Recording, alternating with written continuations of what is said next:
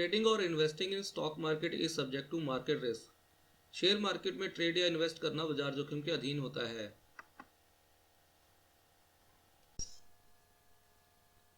Hello friends, कैसे हैं आप लोग? पूरी उम्मीद करता हूं कि सभी बढ़िया से होंगे। आज के अपने इस टॉपिक में मैं बात करने वाला हूं ऑप्शंस बेसिक के ऊपर। बेसिकली ये जो आज का टॉपिक है ये उन लोगों के लिए है जिनको या तो ऑप्शंस के बारे में बिल्कुल भी जानकारी नहीं है या वो थोड़ी बहुत नॉलेज रखते हैं। अपने इस टॉपिक में आज मैं कवर करूंगा कि कॉल पुट क्या होती है, उनकी प्राइसिंग कैसे होती है और ऑप्शंस में जो डिफरेंट टर्मिनोलॉजी यूज़ होती है वो कौन कौन सी है और उनके क्या मीनिंग्स होते हैं, एडवांटेजेस हैं या वो जब से लॉन्च हुए हैं वो इतने पॉपुलर क्यों हैं, और जब भी आप ऑप्शंस में ट्रेड करें तो वो कौन कौन सी बातें हैं जिनको आपको ध्यान में रखना चाहिए। तो आज वो सारी बातें हम यहाँ पे डिस्कस करेंगे। चलिए शुरू करते हैं। सबसे पहले ये देख लेते हैं कि ऑप्शंस होते क्या हैं। दोस्तों मैं बता दूं कि ये जो डेफिनेशन है ऑप्शंस की, ये थ्योरेटिकल डेफिनेशन है, बुक में ऐसे ही लिखी गई है। बट इसका जो हम प्रैक्टिकल जो ट्रेडिंग करते हैं ऑप्शंस की उसके साथ इसका रिलेवेंस नहीं है। मैं बताऊंगा कि इसका रिलेवेंस क्यों नहीं है, बट ये जो डेफिनेशन है क्योंकि बुक में दी गई है तो इसको बताना जरूरी है। मैं पूरी कोशिश करूंगा कि जितना हो सके इजी लैंग्वेज में या कोई एग्जांपल देके आपको समझाऊं कि ये डेफिनेशन कहती क्या है। बट अगर फिर भी मैं ये बात कहूँगा आपको कि अगर ये इतनी डेफिनेशन समझ में ना भी आए तो इस पर इतना कॉन्सेंट्रेट मत करना। बाकी के कुछ टर्म्स हैं जो हमारे लिए डे टू डे जो हम ट्रेडिंग करते हैं उसमें उसके लिए वो ज़रूरी है, तो वो ज़्यादा ज़रूरी है समझना बजाय इस डेफिनेशन के, क्योंकि ये बुक में डेफिनेशन दी गई है इसलिए इसको एक बार समझ लेते हैं कि क्या कहती है definition. Option is a contract which gives the buyer a right to buy but not the obligation to buy or sell a given quantity of underlying asset at a given price or on before the given date। इस definition के according ये कहता है कि option एक contract होता है जिसमें बायर के पास पूरा राइट होता है किसी चीज़ को लेने का, बट वो लायबल नहीं होता है कि उसके बदले में कोई चीज़ किसी को दे। इसको एक एग्जांपल से समझ लेते हैं कि मान लीजिए कि आप एक प्लॉट देखने गए, आपने उसके सेलर के साथ बात की कि ये प्लॉट मुझको पसंद है और उस प्लॉट की जो कीमत है वो 40 लाख है। बट आपके पास इमीडिएट इतना कैश नहीं है कि आप डील फाइनल कर पाए या उससे इमीडिएट प्लॉट की डिलीवरी ले पाए। आप ऑनर से बात करते हैं कि मेरे पास अभी इतना पैसा नहीं है बट मैं 1 महीने के बाद आपको पैसा दे सकता हूँ। अगर सेलर एग्री कर जाता है, मान लीजिए सेलर एग्री कर जाता है और आपको कुछ टोकन अमाउंट देने के लिए बोलता है, मान लीजिए आपने 50,000 या 1 लाख रुपया उसका टोकन अमाउंट दे के अपना जो प्लॉट है वो बुक करवा लिया है। अब होता क्या है कि मान लीजिए कुछ 15-20 दिन बाद जो प्लॉट आपने लिया था उसके आसपास की जगह में कोई गवर्नमेंट का प्रोजेक्ट आ जाता है, मान लीजिए कोई स्टेडियम आ गया या कोई फ्लाईओवर आ गया या कोई किसी तरीके का हॉस्पिटल आ गया है जिसकी अनाउंसमेंट गवर्नमेंट ने कर दी है। तो सडनली क्या होगा कि जो प्लॉट आपने 40 लाख में देखा था जिसकी आपने टोकन अमाउंट दे दी है उसके जो प्राइस है वो शूट कर जाएंगे। मान लीजिए उसके प्राइस अब बढ़ के 50 लाख हो गए हैं, क्योंकि आपने वो प्लॉट पहले से ही 40 लाख में बुक किया हुआ है। तो आपके पास पूरा राइट है कि आप उस प्लॉट को 40 लाख में ही लें और सेलर वो देने के लिए लायबल है। बट अब इसका एक दूसरा पहलू देख लेते हैं कि मान लीजिए वो प्लॉट जो आपने देखा है, आप घर आके डिस्कस करते हैं कि मैंने एक प्लॉट देखा है, आपके फादर या कोई और आपको समझाते हैं कि जो आपने प्लॉट देखा है घर से बहुत दूर है, हमें वो सूट नहीं करता, हमारे घर के पास भी कुछ खाली जगह पड़ी है जो करीब उसी रेटों के आसपास मिल रही है, और आप एग्री कर जाते हैं ठीक है उस प्लॉट को हम छोड़ देते हैं, जो आपने 40 लाख में अभी 50 या 1 लाख का टोकन दिया वो हमें नहीं लेना। तो उस केस में होगा क्या कि सेलर आपको लाइबल नहीं कर सकता कि आप वो प्लॉट 40 लाख में उससे लें और या अगर आप प्लॉट नहीं लेते तो मेरे को पूरा 40 लाख का हर्जाना दें। तो उस केस में होगा क्या कि जो आपने 50 या 1 लाख दिया हुआ है वही टोकन अमाउंट आपका लॉस होगा कि अगर आप प्लॉट ना लें। तो यही ऑप्शन होता है कि ऑप्शन में यही चीज़ है कि जो एक बायर है उसके पास राइट तो पूरा होता है किसी चीज़ को लेने का, बट वो उसके अगेंस्ट में कुछ चीज़ देने के लिए लायबल नहीं होता। यही है ऑप्शन। तो ऑप्शन को ये हमारी जो स्टॉक मार्केट की डेफिनेशन है या जो टर्म्स यूज होती हैं वहाँ पे ऑप्शंस को डेरिवेटिव भी बोला जाता है। डेरिवेटिव इसको इसलिए बोला जाता है क्योंकि ये जो ऑप्शंस होते हैं इनकी अपनी कोई वैल्यू नहीं होती है, इनकी जो वैल्यू डिराइव होती है या इनकी जो वैल्यू निकलती है वो अंडरलाइंग स्टॉक से निकलती है। अब ये अंडरलाइंग स्टॉक्स क्या होता है वो भी मैं इसी ट्यूटोरियल में आगे बताऊंगा आपको। तो अब मैं आपको बताता हूँ कि ये जो हमने डेफिनेशन पढ़ी थी और मैंने आपको ये बताया था कि इसकी जो प्रैक्टिकल ऑप्शन की ट्रेडिंग होती है उसमें कुछ खास रिलेवेंस नहीं है। वो क्यों नहीं है कि अब आपको जो मैंने ये प्लॉट वाली एग्जांपल बताई थी, अब आप प्लॉट की जगह पे किसी शेयर को रख दीजिए और उस शेयर के में जो एप्रिसिएशन आएगा कल को, उसके लिए आप मान लीजिए आपने कॉल बाय की थी, कॉल को आप टोकन मनी समझ सकते हैं। तो जब उस शेयर में एप्रिसिएशन आएगा तो आप जो है अपनी कॉल को बेच देंगे और उसके बदले में जो आपको मिलेगा वो कैश ही मिलेगा। ऐसा नहीं है कि उसके बदले में आपको जो वो पर्टिकुलर शेयर मिलेगा। इसीलिए मैं बोल रहा था कि ये जो डेफिनेशन है इसकी, जो हम प्रैक्टिकल ऑप्शन की ट्रेडिंग करते हैं उसमें कुछ रिलेवेंस नहीं है। Trading in options can be termed as speculation. Trading जो हम करते हैं ऑप्शंस को, उसको स्पेकुलेशन भी कहा जा सकता है। स्पेकुलेशन का मतलब होता है सट्टा।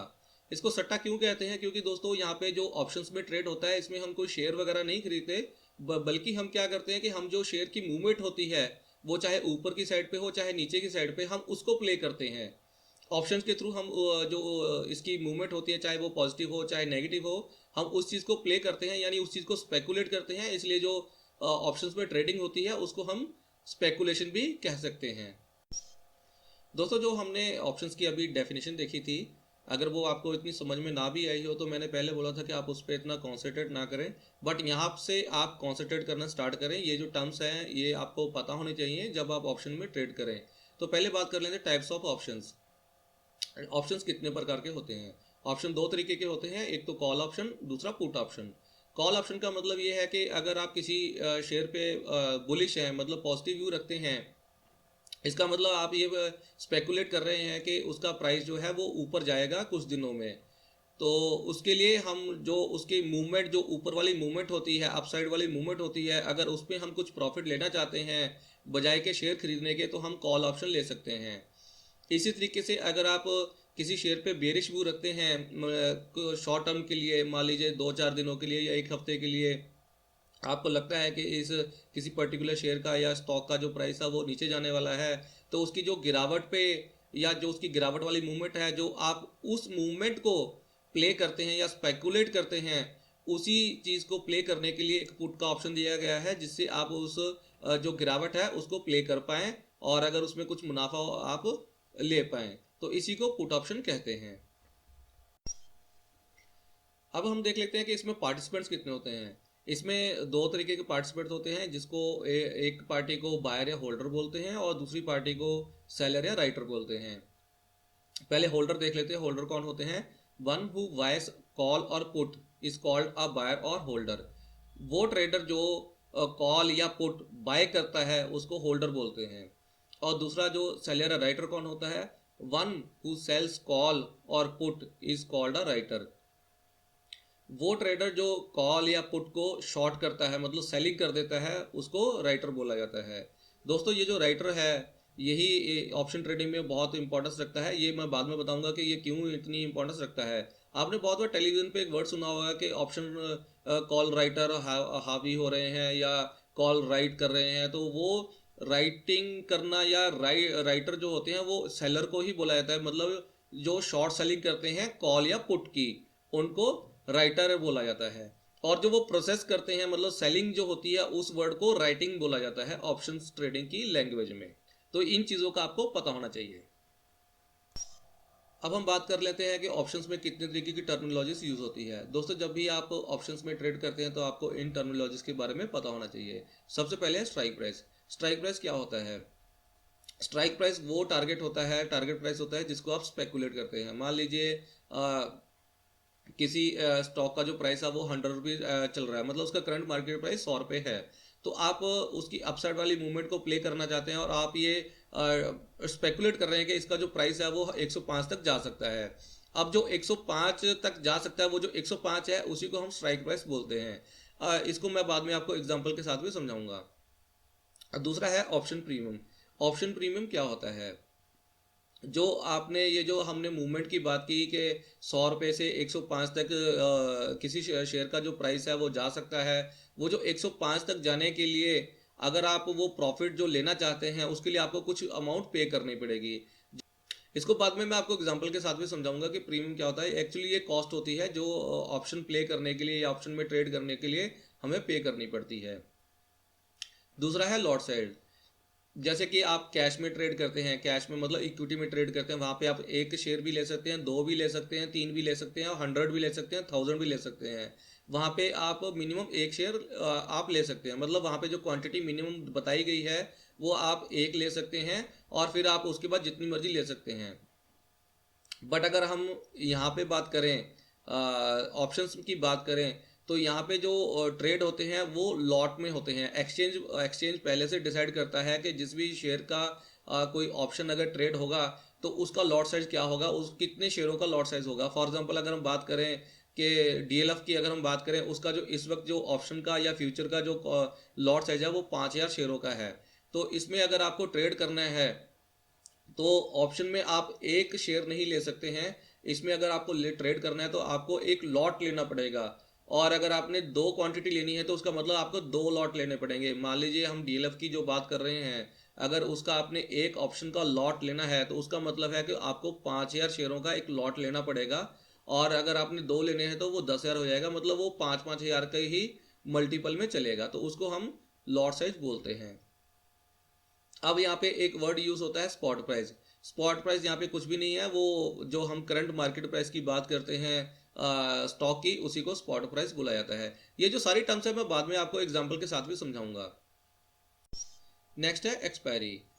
जैसे आप कैश में शेयर बाय करते हैं तो उसको तो आप अनलिमिटेड पीरियड के लिए होल्ड कर पाते हैं, बट ऑप्शंस में जो ऑप्शन होते हैं उनको आप अनलिमिटेड पीरियड के लिए होल्ड नहीं कर सकते, क्योंकि ये जो ऑप्शंस के कॉन्ट्रैक्ट होते हैं ये 1 महीने की एक्सपायरी के साथ आते हैं, और ये जो है हर महीने के जो लास्ट थर्सडे होता है उसको ये एक्सपायर हो जाते हैं। इसलिए जो कॉन्ट्रैक्ट होते हैं ऑप्शंस के वो एक्सपायरी के साथ आते हैं।